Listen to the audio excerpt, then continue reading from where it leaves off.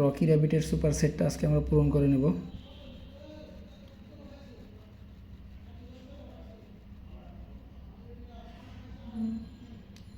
Fighter upgrade থেকে আমরা ট্রেনিংয়ে যাব।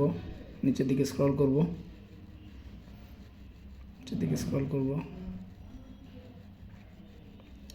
মেন্টাল ট্রেনিং এটা আমরা চুজ করে দেব।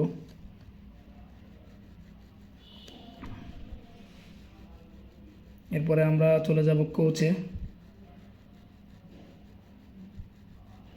থেকে আমরা ক্লেইমে যাব।